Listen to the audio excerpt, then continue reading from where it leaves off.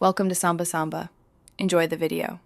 You start by choosing the right fabric paint, permanent for long wear, washable for temporary projects.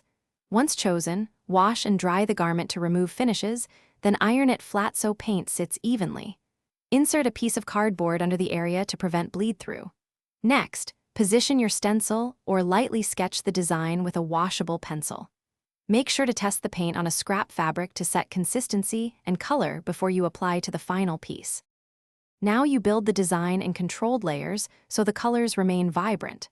Start with a thin base coat if you need opacity.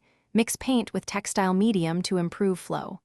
Apply thin layers and allow 10 to 20 minutes drying between each pass so the surface doesn't cake. Once the base is set, switch to finer brushes or liners to define edges and add highlights. Make sure to feather strokes outward for smooth blends, and clean brushes between colors to avoid muddying. Finish by curing the paint so it bonds to fibers. Follow the paint instructions, usually ironing on the reverse side or tumble drying for a set time. Once cured, consider a thin top coat of fabric medium or clear sealer for garments that will be washed often.